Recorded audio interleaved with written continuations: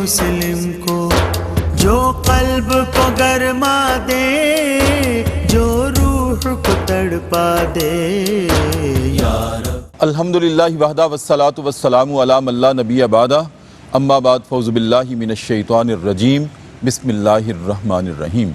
السلام علیکم ناظرین، ARYQ T V Lahore studios سے پروگرام اتحاد امت لے کر ڈاکٹر محمد طاہر مصطفیٰ آپ کی خدمت میں حاضر۔ ناظرین کرام، قوموں کی ترقی میں، ان کے عروج میں، ان کی قوت میں اور ان کے اتحاد میں علم اور تعلیم کا بھی بہت بڑا کردار ہوا کرتا ہے، کیونکہ علم اور تعلیم نور بھی ہے اور شعور بھی ہے۔ یہی وجہ ہے ناظرین کرام کہ جب سلسلہ رسالت کا آغاز ہوا تو سب سے پہلے پیغمبر پر اور سب سے آخری پیغمبر خاتم النبیین فداک امی و ابی صلی اللہ علیہ وآلہ وسلم پر جب وحی کی ابتدا ہوئی تو اس وحی کا تعلق اور اس کی نسبت بھی علم سے تھی۔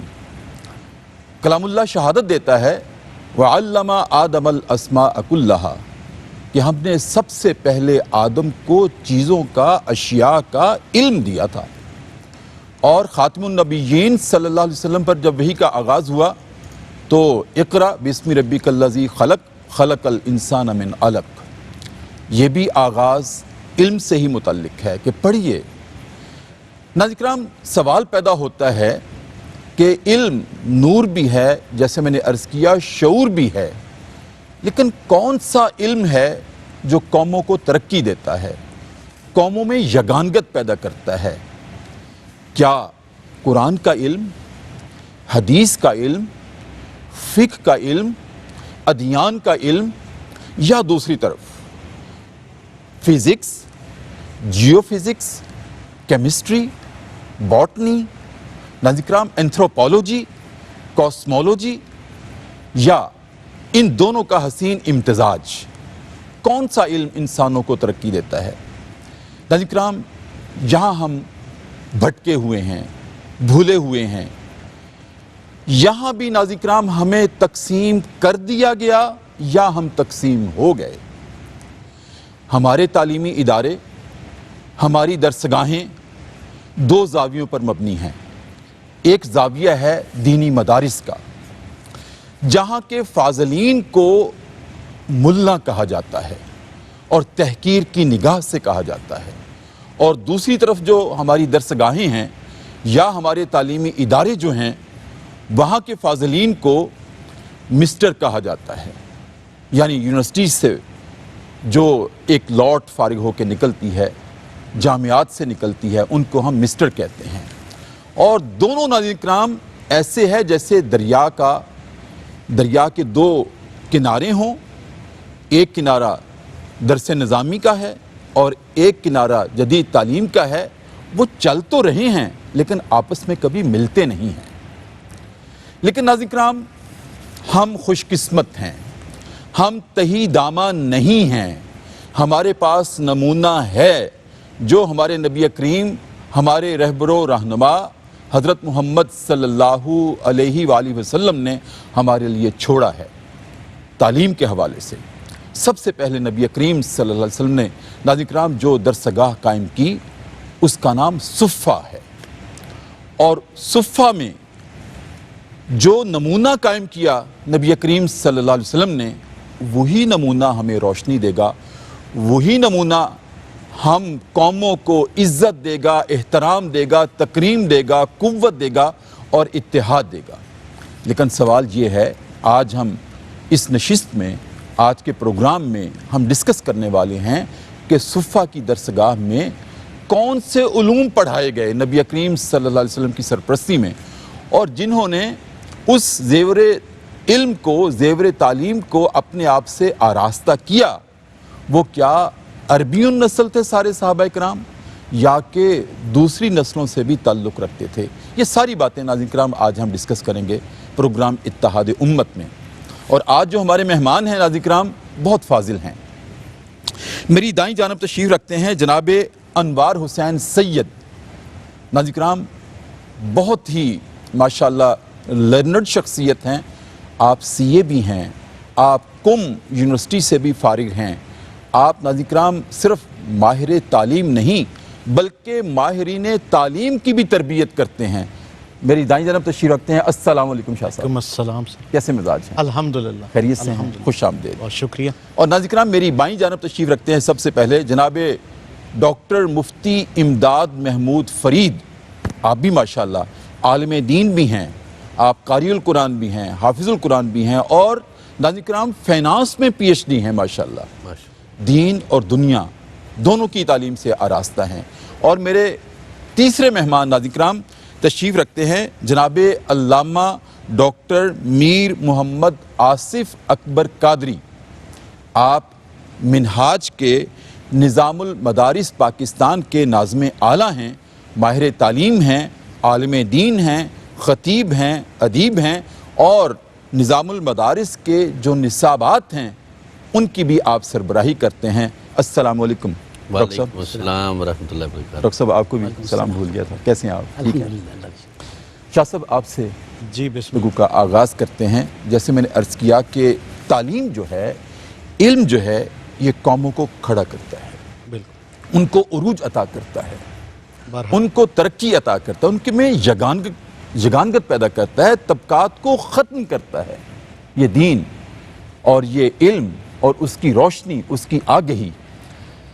लेकिन जैसे मैंने अर्ज़ किया शाह साहब कि हम कहीं भटके हुए हैं। आज जदीद से जदीद उलूम दरियाफ्त हो चुके हैं, हमारे पास बुनियादी उलूम भी हैं, जदीद उलूम भी हैं, लेकिन हम फिर भी पारा पारा क्यों हैं, शिराजा बंदी क्यों है हमारे दरमियान। और जो मैंने कहा हमारे पास नमूना है, वो हमें क्या दर्स देता है? वो नमूना सुफ़ा का। जी डॉक्टर साहब, अल्हम्दुलिल्लाह रब्बिल आलमीन वस्सलातु वस्सलाम अला अहलिही। आपने मौका दिया QTV का भी शुक्रिया कि इस उन्वान पे गुफ्तगू की जाए। बहुत शुक्रिया। दरअसल इल्म की जहतें हैं। जी जी। इल्म और मालूमात में बहुत फ़र्क है। अगर इल्म के साथ अमल ना हो तो वो फ़कत खनखनाती हुई मालूमात रह जाती हैं, सही। अमल के बग़ैर।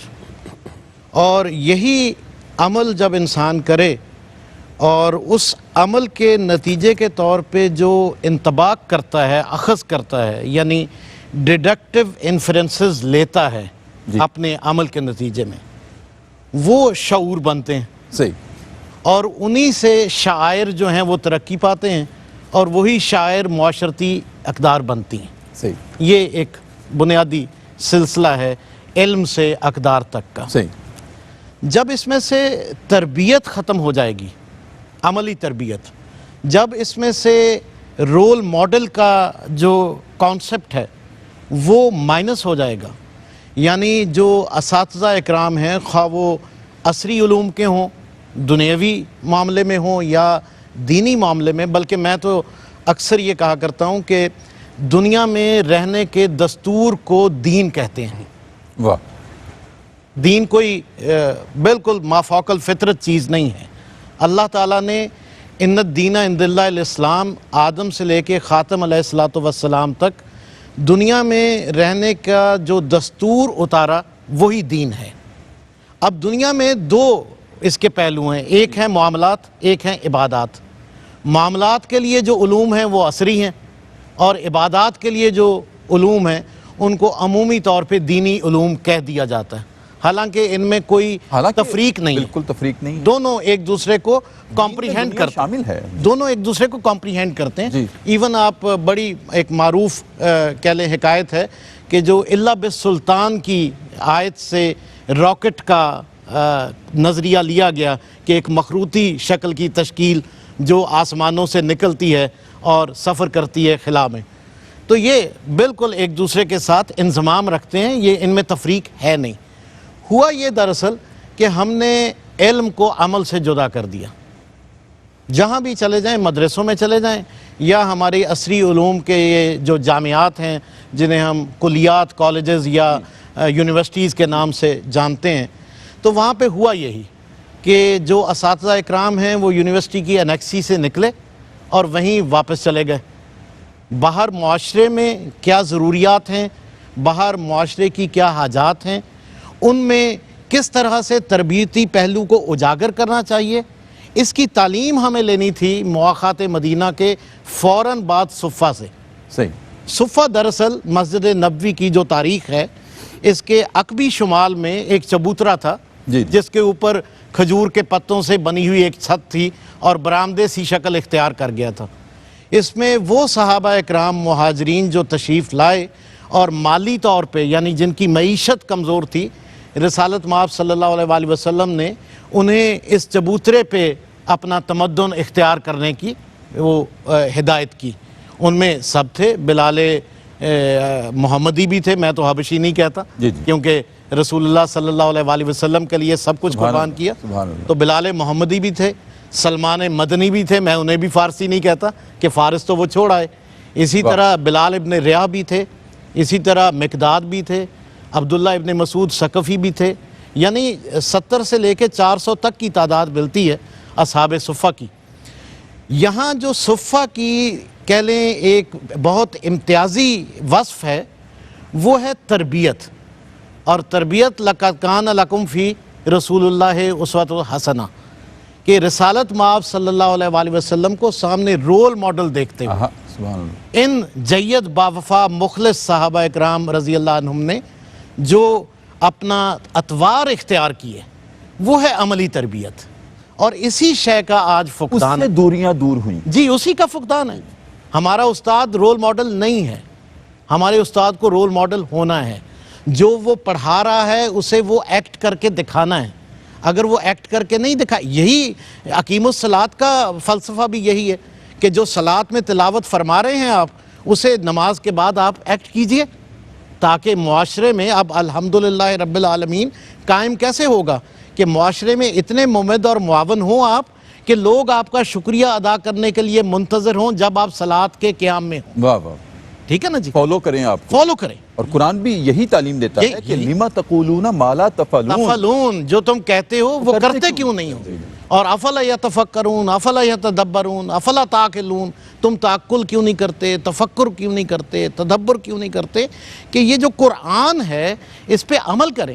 اور وہ سورہ فرقان کی آیت ہے نا 30ویں کہ وَقَالَ الرَّسُولُ یا رب اِنَّ قَوْمِ اتَّخَذُوا حَاذَا الْقُرْآنَ الْمَحْجُورَ، کہ میری قوم نے اس قرآن سے ہجرت کر لی تھی، اس قرآن کو چھوڑ دیا تھا.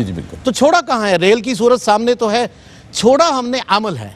اور جب عمل کا فقدان آئے گا، علم فقط معلومات رہ جائے گا، تعلیم سے تعلم اپلائیڈ نالج بالکل ختم ہو جائے گا.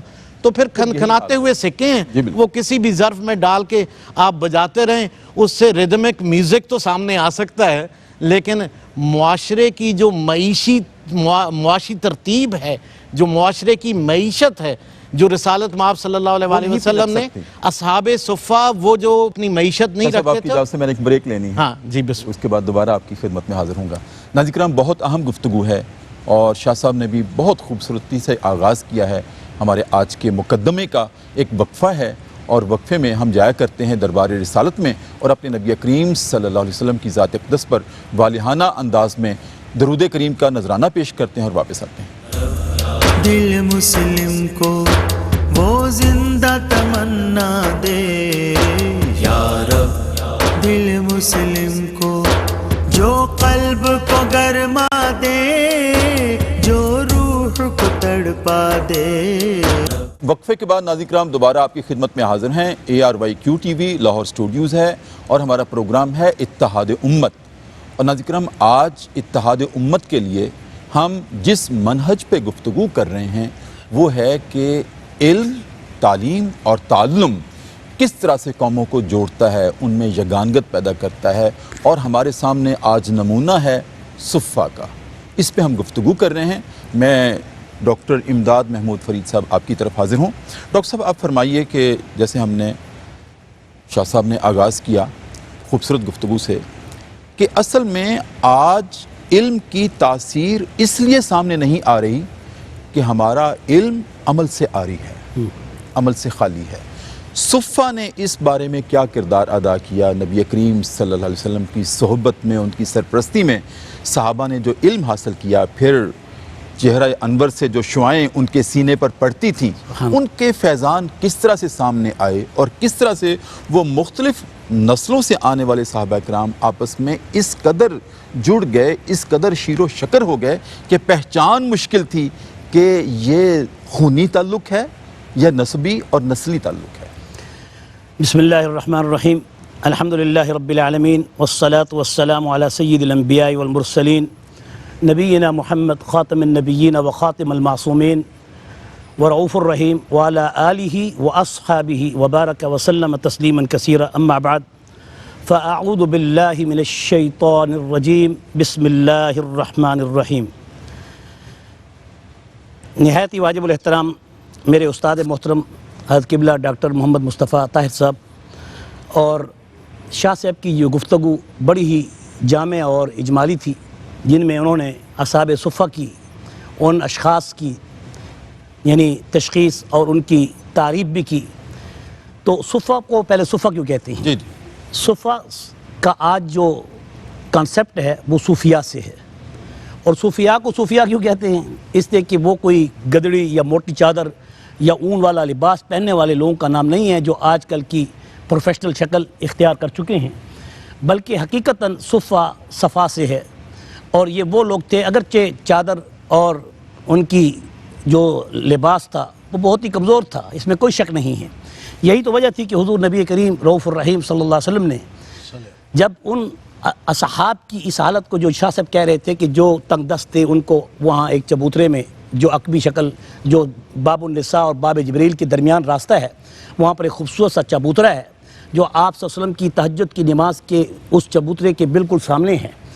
تو آپ صلی اللہ علیہ وسلم کی وہ نظروں میں رہتے تھے۔ ایک تو یہ خوبصورت ایک حسین امتزاج ہے کہ نظریں بہت بڑی چیزیں ہیں، اور خاص طور پر اہل اللہ کی نظریں، اور اہل اللہ میں پھر محبوب کریم محمد مصطفیٰ کی نظر، اور پھر رسول اللہ پر اللہ کی نظر کہ فَإِنَّكَ بِأَعْيُنِنَا، کہ اے محبوب، اے میرے محبوب، تو ہمیشہ ہماری نظروں میں ہی رہتا ہے، کبھی اوجل نہیں ہوتا، اور اس نظر کا اتنا اثر ہے کہ جو نظریں تیرے اوپر آ رہے ہیں وہ براہ راست تیری اس پاک جماعت، مطہر جماعت اور باصفا جماعت، جن میں اس جماعت کے اس اصحاب صفہ کے جو سی آر تھے، جس کو ہم کلاس ریپرزنٹیٹیو کہتے ہیں، وہ سیدنا ابو ہریرہ رضی اللہ عنہ تھے۔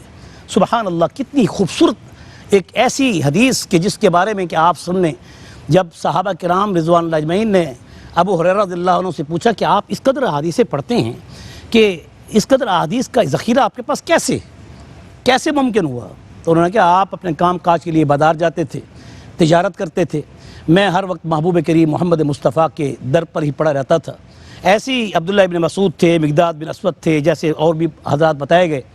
تو صوفی کا تصور جو ہے وہ صفا سے ہے، باطنی طہارت سے ہے، اور اس باطنی طہارت کے اس حسین امتزاج میں جیسے معلومات آج بہت بڑھ چکی ہیں، لیکن معلومات پر معمولات نہیں ہیں، اور معمولات کا یہ دروازہ جو ابھی اس کا جو محرکات بتائے جا رہے تھے، آخر محرکات تو ہم بتاتے ہی رہتے ہیں، اس کا حل بھی بتایا جائے۔ حل کیا ہے کہ آج ملا اور مسٹر کا یہ فرق کیوں ہے؟ آج ہم اصحاب صفہ کی اس جماعت کے ساتھ ریلیٹ کیوں نہیں ہیں؟ ہمارا ان کے ساتھ وہ کنٹریبیوشن کیوں نہیں ہے؟ اگر کالج اور یونیورسٹی کی طرف نظر اٹھا کے دیکھیں تو وہ ایک لبرل لوگ نظر آتی ہیں، سیدھی سی بات ہے، اور اگر مدارس کی طرف جاتے ہیں تو رہبانیت کی طرف وہ نظر آتی ہیں۔ نہ اسلام میں افراط ہے، نہ اسلام میں تفریط ہے، نہ ایکسٹریمزم ہے، نہ اس میں بالکل نیچے ہونے میں لوسٹ ہے۔ تو درمیان متوسط دین ہے اسلام، ایک ایسا کہ جس کو ہم نے لے کے چلنا تھا۔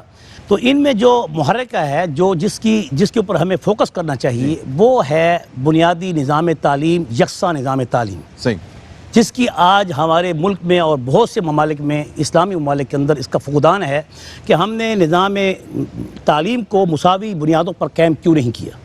جب اگر ایک کالج اور یونیورسٹی ہمیں ایک نصاب دے رہی ہے، تو اس کے مقابلے میں اگر ہمیں ایک مدرسہ، دینی مدرسہ اگر وہ نصاب دے رہا ہے، تو اس کو ہم کیسے آپس میں ان کو اکٹھا کر سکتے ہیں؟ تو اس کے لیے ہمیں چاہیے کہ ہمیں ایک ایسا بورڈ قائم کرنا چاہیے کہ جس میں کالج اور یونیورسٹیوں میں بھی اس نظام تعلیم کو جو رسول اللہ صلی اللہ علیہ وسلم کے نظام تعلیم کا حصہ مدارس میں ہے، اس کو بھی بنوان وہاں پر ایک جدید فیکٹر اداروں میں وائز بھی شامل کیا جائے جائے اور جو جدید تقاضے اور جو جدید تقاضے ہیں انہیں مدارس کے اندر شامل کیا جائے. اور ہمارے علماء کرام اس سلسلے میں بالکل ابھی بھی تیار ہیں کہ اگر وہ ہمارے مدارس کے اندر اس قسم کے نظام کو اگر رائج کرنا چاہیں تو ان کی شرط یہ ہے کہ وہ بھی اپنے نظام کو اس کے اندر ہمارے نظام کو بھی مرج کرنا چاہیں.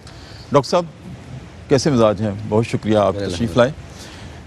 آپ بھی ماشاءاللہ نظام المدارس میں نصاب سازی کو بھی دیکھتے ہیں، آپ سارے حوالوں سے اس نظام کو آپ دیکھتے ہیں، آپ جانتے بھی ہیں دینی مدارس کا جو نصاب اس وقت رائج ہے اور اس میں کیا اس وقت آپ سمجھتے ہیں جدید تقاضے کیا ہیں وہ بھی آپ سمجھتے ہیں. آپ فرمائیے ڈاکٹر صاحب، جیسے میں نے عرض کیا تھا اپنی ابتدائی گفتگو میں کہ ہم دریا کے دو کنارے پہ کھڑے ہیں. ایک کنارہ وہ علوم جو چٹائی پہ بیٹھ کے حاصل کیے جاتے ہیں اور ایک کنارہ ان علوم کو حاصل کرنے والوں کا ہے جو بہت جدید نظام کے اندر اور آسائشات کے اندر، تعیشات کے اندر علم حاصل کیا جاتا ہے. لیکن ہمارے پاس بنیادی علوم بھی ہیں، جدید علوم بھی ہیں، پھر ہم آپس میں یگانگت، پیار اور محبت کیوں نہیں پیدا کر سکے؟ اور صفحہ ہمیں کیا درس دیتا ہے اس بارے میں؟ بسم اللہ الرحمن الرحیم. سب سے پہلے تو آپ کا بہت شکریہ، ARY TV کا بہت شکریہ کہ آپ نے اس اہم ترین موضوع کے اوپر آج ہم سب کو موقع دیا کہ ہم اپنے خیالات کا اظہار کر سکیں. جی بہت شکریہ. دیکھیے، اسلامی ریاست یا دین اسلام کے اندر تعلیم کی بہت بڑی اہمیت ہے اور اس کے لیے رول ماڈل صفحہ ہے. وہ درسگاہ ہے کہ جس کی بنیاد حضور تاجدار کائنات صلی اللہ علیہ وسلم نے رکھی. جی صفحہ کا تعلیم و تعلم میں بہت اہم کردار ہے اور اسے کبھی بھی اگنور نہیں کیا جا سکتا. اب دیکھیے، وہاں سب سے پہلے معلم حضور تاجدار کائنات اور طالب علم صحابہ اکرام تھے اور صحابیات بھی تھی، دونوں جینڈر کے لیے. جی دونوں تھے. تو یہ حضور علیہ الصلوۃ والتسلیم کی سنت ہے. مدرسے، سکول، کالجز، یونیورسٹیز، اس میں آگے جا کے تفریق ہوتی ہے، لیکن شروع میں سب ایک ہی نہج کے اوپر ہے، ایک ہی نظریہ، بنیاد وہی ہے. اب کسی بھی ادارے کی کامیابی یا اس کے معیار کو پرکھنے کے لیے اس کا نصاب دیکھا جاتا ہے کہ اس کا نصاب تعلیم کیا ہے، اور نصاب ہی قوموں کو بناتا ہے، قوموں کو ترقی کی منازل کے اوپر لے کے جاتا ہے، قوموں کی پہچان ہوا کرتا ہے.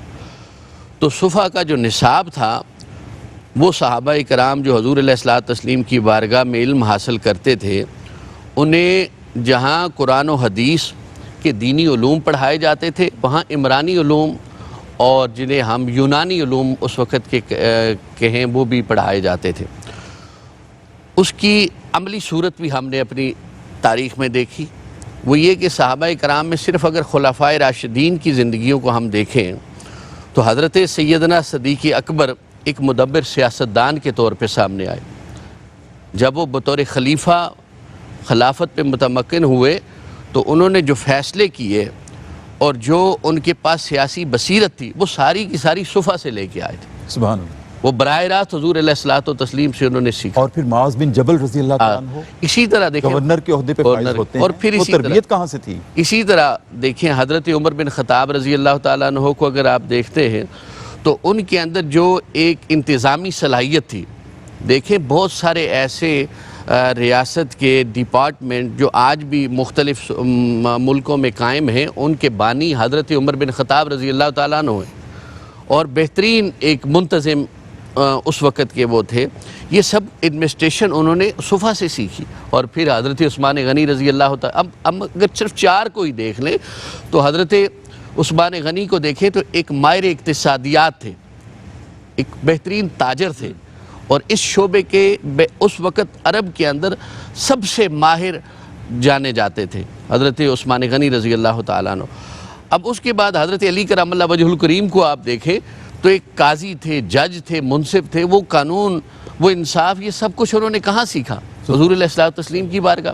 اسی طرح بہت سارے صحابہ جو گورنر بن کے گئے، انہوں نے وہاں پہ گورنری کی. بہت سارے سپہ سالار بن کے گئے اور بہت سارے قرا حفاظ وہاں تیار ہوئے، اور پھر اسی طرح بہت سارے ایسے لوگ کہ جو مختلف غزوات میں شہید ہوئے، جیسے ایک غزوہ کے اندر 70 قرا اور بعض روایات میں آتا ہے کہ 100 قرا شہید ہوئے، وہ سارے صفہ میں تیار ہوئے۔ حضور علیہ الصلوۃ والتسلیم نے جہاں ان کو قرآن کی تعلیم دی اور دینی علوم اور فنون ان کو سکھائے، وہاں ان کو جدید علوم، سائنسی علوم بھی ان کو سکھائے، اور یہ صفہ بہترین امتزاج تھا یونانی اور دینی علوم کا، اور وہاں سے بہت ساری سائنسز پیدا ہوئی۔ آج دنیا میں جو سائنسز ہیں یہ ساری کی ساری صفہ سے پیدا ہوئی، اور وہ صحابہ کرام کی زندگیوں کو دیکھیں اور اگلے ادوار کو دیکھتے چلے جائے جو دین اسلام کے عروج کا دور ہے۔ آپ دیکھیے کرتبہ جب وہاں پہ روشنی کی کرنیں نمودار ہوتی تھی تو مغرب کے اندر اندھیرا تھا، وہاں کہاں علم تھا، کہاں تحقیقات تھی، کہاں سائنسز تھی۔ یہ تمام سائنسز آج جتنی بھی ہیں، وہ میڈیکل سائنس ہے، وہ انجینئرنگ ہے، وہ اکنامکس ہے، وہ دیگر علوم اور فنون ہے، وہ سارے کے سارے وہ مجموع العلوم جو مدارس دینیہ تھے، جہاں سے رازی بھی پیدا ہوتے تھے، غزالی بھی پیدا ہوتے تھے، جامی بھی پیدا ہوتے تھے، فارابی بھی پیدا ہوتے تھے، انہی اداروں کے اندر ابو علی سینا، جابر بن حیان جیسے لوگ پیدا ہوتے تھے، اور بڑے بڑے ریاضی دان، معیشت دان وہاں انہی اداروں سے پیدا ہوئے۔ یہ نہیں کہ وہاں کوئی تفریق تھی، کوئی تقسیم نہیں، بالکل وہاں مجموع العلوم کے اندر انہی مدارس کے اندر جہاں قرآن و حدیث کی تعلیم دی جاتی تھی، وہاں جدید سائنسز کی تعلیم بھی ان کو دی جاتی، اور یہی وجہ ہے کہ دنیا میں مسلمان جو ہے نا وہ ایک قوت اور طاقت تھے، مسلمانوں کے عروج کا وہ دور تھا۔ وجہ یہ تھی کہ مسلمان سارے علوم کے ساتھ وابستہ تھے۔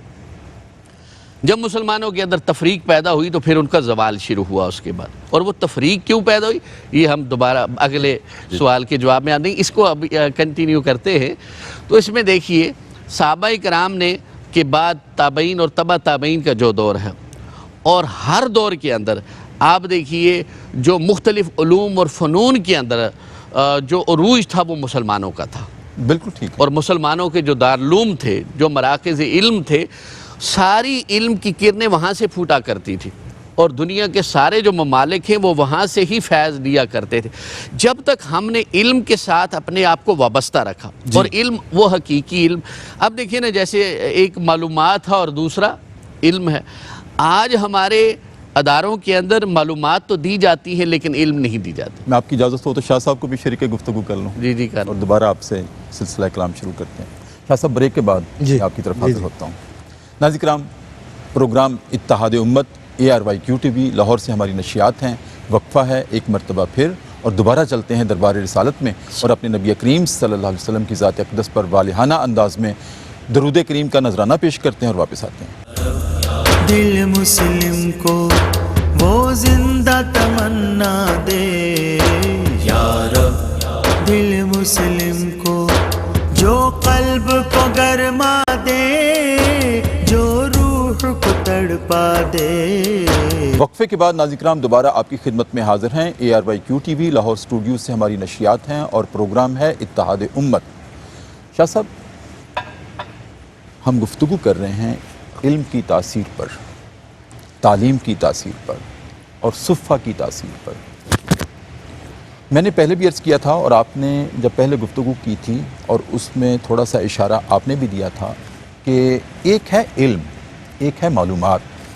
میں سمجھتا ہوں ہمارے زوال کی سب سے بڑی وجہ نظام تعلیم میں یہ ہے کہ ہمارا نظام تعلیم آج علم پر نہیں، معلومات پہ مبنی ہے۔ معلومات کو گنا جا سکتا ہے، علم کو گنا نہیں جا سکتا۔ بے شک بے شک۔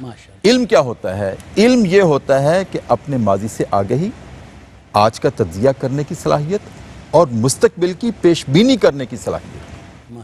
میں چاہتا ہوں آپ روشنی ڈالیں کہ یہ جو تینوں علم کے عناصر ہیں، ماضی سے آگہی، آج کا تجزیہ اور کل کی پیش بینی، یہ بنیاد نبی کریم صلی اللہ علیہ وسلم نے جو صفہ میں دی صحابہ کو، کہ جیسے معاذ بن جبل رضی اللہ تعالیٰ عنہ نے جب گورنر بنایا گیا ان کو، تو نبی کریم صلی اللہ علیہ وسلم نے پوچھا تھا، معاذ فیصلے کیسے کرو گے؟ کہ یا رسول اللہ، میں کتاب اللہ کو دیکھوں گا۔ کہا اگر اس وہاں سے کوئی بات تمہیں نہ ملی، کہا آپ تو ہیں نا، آپ کے چہرے کو دیکھوں گا، آپ کی سنت کو دیکھوں گا، اور آپ کی حدیث کو دیکھوں گا، آپ کے کلام کو دیکھوں گا۔ کہا پھر، کہا اگر وہاں سے بھی نہ ملا تو، کہا اجماع صحابہ کو دیکھوں گا۔ کہا وہاں سے بھی نہ ملا، کہا اجتہاد کروں گا۔ اس قدر صلاحیت پیدا کی تھی صفہ نے۔ تو تو میں سمجھتا ہوں کہ وہ بنیاد آج اس کا فقدان ہے. وہ بنیاد کیسے پیدا ہو سکتی ہے؟ جی ڈاکٹر صاحب، سورہ بقرہ کی 273ویں آیت ہے، جہاں اور آیات ہیں اصحاب صفہ کے بارے میں، سورہ کہف ہے، پھر اسی طرح سورہ انعام ہے. یہ جو آیت کریمہ ہے یہ کہتی ہے للفقراء الذین احصروا سبیل اللہ. یہ جو احصروا فی سبیل اللہ ہے، یہ اللہ کی سبیل جو محمد و آل محمد علیہ الصلاۃ والسلام، انبیاء ما سبق، آدم سے لے کے جناب عیسیٰ علیہ الصلاۃ والسلام تک، ان سے جو صفات حاصل کی صحابہ اکرام رضی اللہ عنہم نے، دراصل وہ بنیاد ہے. دیکھیں نا، اگر ہم صفات الہیہ کے مظاہر کی بات کریں تو یہ انبیاء علیہم السلام ہیں. ان مظاہر کو دیکھ کے اخذ کر کے میں نے گزارش کی تھی انطباق، تو وہ چاہے مدائن کے گورنر سلمان ہوں یا معاذ بن جبل ہوں یا دیگر صحابہ اکرام رضی اللہ عنہم ہوں، ایون آپ بات کریں ابو ذر غفاری جن کے بارے میں رسالت مآب صلی اللہ علیہ وآلہ وسلم نے یہ فرمایا کہ اس سے زیادہ سچے کا زمین نے وزن نہیں اٹھایا، اس سے زیادہ سچے پہ آسمان نے سایہ نہیں کیا. تو یہ سچ ایک عمل ہے نا، تصدیق، ٹھیک ہے، صدق. یہ عمل کہاں سے لیا؟ رسالت مآب صلی اللہ علیہ وآلہ وسلم کی صفات کو اختیار کیا. جب تک آپ کسی رول ماڈل کی صفات کو اپنے اوپر اپلائی کر کے انہیں ایکشنز میں کنورٹ نہیں کرتے، نہ تو اتحاد امت قائم ہو سکتا ہے اور نہ ہی آپ کی معیشت بہتر ہو سکتی ہے. وہ پنجابی کی ایک مثل ہے کہ جس کی کوٹھی میں دانے اس کے کملے بھی سیانے. معیشت اگر مضبوط ہوگی نا جی، معاشرت حسین ہو جائے گی. اور اگر ہر وقت فکر و فاقہ رہے گا، رسالت مآب صلی اللہ علیہ وآلہ وسلم نے اصحاب صفہ کو کاروبار کی بھی تعلیم دی. وہ بھی اصحاب تھے جو جنگل سے لکڑیاں لاتے تھے اور مدینے میں وہ دیتے تھے، ٹھیک ہے نا جی. اسی طرح پھر باقی اور لوگ. تو یہ معاملہ بہت امپورٹنٹ ہے کہ تعلیم، علم، اس کو عمل میں کنورٹ کیجئے، وہ کوئی بھی ہو. یہ ہمارا معاشرہ معاشی طور پہ خوشحال ہو جائے گا. ہم سب مسلمانوں میں بلا تفریق مذہب و مسلک ایک اتحاد قائم ہوگا. لوگ ہمیں صرف مسلمان مانتے ہیں. اور صاحب فرما رہے تھے کہ تبع تابعین کے دور میں آپ یہ دیکھیے کہ امام جعفر صادق علیہ السلام کے پاس جب یہ صفہ آیا نسل در نسل، تو خوارزمی محمد بن موسیٰ، جابر بن حیان، ہماری شریعت کے چاروں امام مالک سے لے کے جناب ابو حنیفہ رحمۃ اللہ علیہ تک سب اسی دور سے گزرے.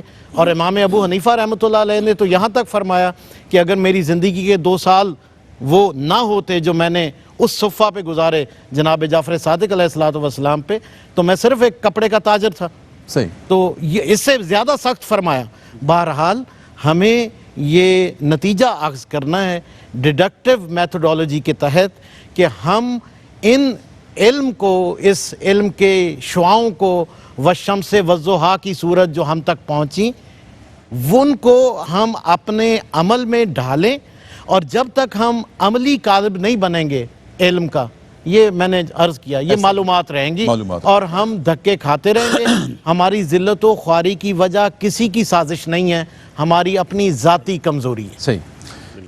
مفتی صاحب، آپ ماشاءاللہ استاد بھی ہیں، آپ پڑھاتے ہیں، جامعہ میں بھی پڑھاتے ہیں، مدرسے میں بھی پڑھاتے ہیں. آپ مجھے ایک بات فرمائیے، کیا استاد کو جو کہ اپنے شاگردوں کو، اپنے طلبہ کو زیور تعلیم سے آراستہ کرتا ہے، اس کو کسی مذہبی تعصب سے آراستہ ہونا چاہیے؟ جسٹیفیکیشن ہے اس کی؟ بالکل اس کی کوئی گنجائش اسلام میں نہیں ہے، کیونکہ پہلے بھی یہی بات بحث میں آ رہی ہے کہ علم اور معلومات، علم کی تو کوئی حد ہی نہیں ہے. معلومات گنے جا سکتے ہیں. بہت ہی خوبصورت بات آپ نے کی ہے. میں اس میں تیسرا اضافہ بھی کرنا چاہوں گا، کیونکہ یہ جو آیت ہے کہ وَمَا كَانَ الْمُؤْمِنُونَ لِيَنْفِرُوا كَافَّةً فَلَوْلَا نَفَرَ مِنْ كُلِّ فِرْقَةٍ مِّنْهُمْ طَائِفَةٌ لِيَتَفَقَّهُوا فِي الدِّينِ وَلِيُنذِرُوا قَوْمَهُمْ إِذَا رَجَعُوا إِلَيْهِمْ لَعَلَّهُمْ يَحْذَرُونَ. کہ اللہ کے پاک پیغمبر صلی اللہ علیہ وسلم نے اس جماعت کو مخصوص اپنی رحمت کی نظروں میں کیوں رکھا؟ ورنہ اور بھی صحابہ کرام آپ سے علوم فیوز حاصل کر رہے تھے، بڑے بڑے اکابر علماء نکلے، ان صحابہ میں سے، اس لیے تو الصحابہ کلو معدول کہا گیا ہے، الصحابی کالنجوم کہا گیا ہے، اقتدیتم اہتدیتم کہا گیا ہے۔ لیکن یہاں پر ان اصحاب کی خاصیت ایک اور بھی ہے جو اصحاب صفہ کی ہے، وہ یہ تھی کہ وہ صرف علم اور معلومات کی حد تک نہیں تھے، بلکہ یتفقہ فی الدین تھے۔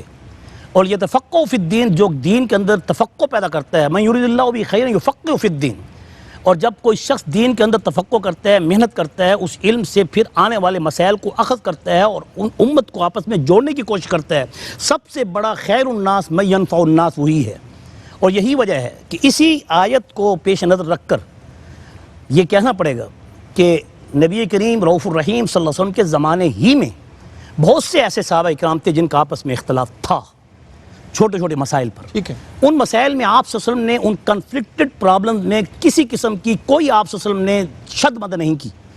جہاں اصول دین تھے، احکام دین تھے، شاعر اسلام تھے، ان کو آپ نے فوکس کر کے امت کو کہا کہ یہ آخر تک ایسے ہی رہیں گے اور اس میں کسی قسم کی امینڈمنٹ کا حق کسی کو نہیں ہے۔ ٹھیک۔ تو جب آپ صلی اللہ علیہ وسلم نے اپنے زمانے میں ہی صحابہ کے ایسے معاملات میں مشورے بھی لیے اور مشاورت میں آپ نے بھی ان کے مشورے کی تائید کی، جہاں آپ سب کے مشورے کی بھی تائید کی گئی، لیکن وہاں پر پھر آپ نے صحابہ کے مشورے کو بھی قبول کیا۔ ٹھیک۔ تو اس سے معلوم ہو رہا ہے کہ ہم سب کو ان علوم میں پہلے یہ دیکھنا پڑے گا کہ مبادیات اسلام کیا ہیں، اصول دین کیا ہیں۔ ٹھیک۔ ان اصول دین پر ہمیں عمل کرتے ہوئے ان معاملات سے کنارہ کشی اختیار کرنی پڑے گی یا پھر خاموشی اختیار کرنی پڑے گی کہ جس میں معاملات کے اعتبار سے یا اخلاق کے اعتبار سے یا اپنے علمی اعتبار سے یا اپنے مسالک اور مذہب کے اعتبار سے اگر کوئی تھوڑے بہت اختلاف ہیں تو انہیں اپنے ہی اسکول آف تھاٹس تک محدود رکھنا چاہیے، اپنی حدود اور چار دیواری کے اندر محدود رکھنا چاہیے، عوام اس سے باہر الناس نہیں میں نکلنا نہیں چاہیے۔ لے جانا چاہیے۔ جی بالکل ٹھیک۔ ڈاکٹر صاحب، مفتی ڈاکٹر امداد صاحب نے بات کی تفقہ فی الدین کی، یہ بڑی اہم بات ہے۔ اس کو ہم اپنے نظام تعلیم میں کیسے شامل کر سکتے ہیں کہ دین کی سمجھ آ جائے ہماری نسل نو کو، اور اس دین میں کیا کیا شامل ہے؟ دیکھیے، آج سے 250 سال قبل تفقہ فی الدین کا نظریہ چل رہا تھا، لیکن میں جو بڑی تقسیم ہمارے اندر پیدا ہوئی، ایک دینی اور دوسرا عصری، ایک مسٹر دوسرا ملا۔ ایک طرف ملا نظام الدین سیہالوی تھے اور دوسری طرف لارڈ مکالے تھے۔ یہ دو بانیان تھے مختلف نصابات کے علوم کے۔ اب دیکھیں، اگرچہ مکاتب فکر کے اندر تقسیم ہے، فرقے ہیں، لیکن اس کے باوجود سارے کے سارے نصاب ملا نظام الدین سیہالوی کا فالو کرتے ہیں، اور ادھر اگرچہ مختلف طبقات ہیں، شعبہ جات ہیں، لیکن اس کے باوجود نظام تعلیم وہی ہے جو انگریز کے دور میں لارڈ مکالے کا دیا ہوا ہے، پرائمری سے لے کے ماسٹر اور پی ایچ ڈی تک کا۔ اب جو بچہ جس نظام تعلیم میں تعلیم حاصل کرتا ہے وہ نظریہ اور فکر وہی رکھتا ہے، وہ جس بھی منصب پہ چلا جائے گا، جو اس کی تربیت ہوگی اسی طرح کی اس کی سوچ اور فکر ہوگی۔ اب جب عروج کا دور تھا تو اس میں ہمارے مدارس سے ہی سائنسدان بھی پیدا ہوتے تھے، ریاضی دان بھی پیدا ہوتے تھے، اور محدثین اور فقہا بھی پیدا ہوتے۔ اب اس تقسیم کے بعد یہ ہوا کہ اس طبقے کو اگنور کر دیا گیا، جو دینی مدارس کا طبقہ تھا۔ ان کے لیے کوئی روزگار کے مواقع نہیں ہیں۔ ہزاروں لاکھوں بچے مدارس سے فارغ ہوتے ہیں، لیکن وہ پرائیویٹ مساجد میں امام اور مدارس میں یا خادم یا امام، اور کچھ بھی نہیں۔ ان کے لیے کوئی برائٹ فیوچر نہیں ہے، جس کی وجہ سے لوگ مدارس کی طرف نہیں جاتے۔ اگر کوئی امام بھی بن جاتا ہے تو معاشی طور پہ لوگوں کا اسے زیر بار بنا دیا جاتا ہے۔ وہ جب تک فنڈ کلیکٹ نہیں کریں گے اس کو تنخواہ نہیں ملے گی، اس کے بچوں کا پیٹ نہیں پالا جائے گا۔ اچھا ڈاکٹر صاحب، اگر آپ اجازت دیں تو مجھے تھوڑی سی یہ بات بتائیں کہ بڑی اہم بات آپ کر رہے ہیں، پھر ان تمام چیزوں پر اوورکم کرنے کے لیے مدارس دینیہ کیوں تیار نہیں ہیں عصری علوم کو اپنے نصاب میں شامل کرنے کے لیے؟ اس میں یہ ہے کہ میں تو یہ سمجھتا ہوں، اس پہ میں نے بہت کام کیا۔ 2016 سے اب تک جو نیشنل ایکشن پلان تھا اس میں ایک ریفارم مدرسہ اینڈ مسجد کا پروجیکٹ بھی تھا جو جنرل رحیل شریف کے دور سے شروع ہوا. ہم نے تب سے لے کے آج تک اس کے ساتھ آن بورڈ ہے اور کام کیا. ریاست نے بھی اس کے اوپر بڑی تحقیق کی. جنرل ناصر جنجوعہ اس کمیٹی کے سربراہ تھے پورے ملک کے اندر کہ مدارس کے بچوں کو ہم قومی ادارے میں لے کے آئیں, جدید عصری علوم بھی پڑھیں, سائنسی علوم بھی وہ پڑھیں, باعزت روزگار وہ حاصل کریں اور دین کی فی سبیل اللہ خدمت کریں. شاہ صاحب آپ کی آمد کا بہت شکریہ. جزاک اللہ, صاحب آپ کی آمد کا بہت شکریہ. ڈاکٹر صاحب آپ کی آمد کا بہت شکریہ. ناظرین کرام, ہم اس پہ ختم کرتے ہیں. اور ایک اور بات میں نے سوال کیا تھا کہ کیا استاد کو جو کہ اپنی نسل کو, نسل نو کو تعلیم سے آراستہ کرتا ہے, اس کو ہر قسم کے تعصبات سے پاک ہونا چاہیے. یہ طے ہے, نتائج تبھی نکلیں گے. ناظرین کرام, میں تو یوں کہوں گا کہ استاد کا کردار اس حد تک سب کے لیے قابل قبول ہونا چاہیے کہ واللہ چشم یار کی موجز بیانیاں ہر ایک کو ہے گما کہ مخاطب مجھی سے ہے. ایسا کردار ہونا چاہیے.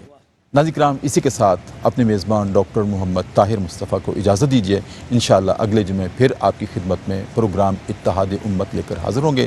تب تک کے لیے اجازت. اللہ حافظ. اس دور کی ظلمت میں ہر قلب پریشاں کو وہ داغ محبت دے جو چاند کو شرما دے. یا رب دل مسلم کو وہ زندہ تمنا دے. یا رب دل مسلم کو جو قلب کو گرما دے, جو روح کو تڑپا دے. یا رب دل مسلم کو وہ زندہ تمنا دے.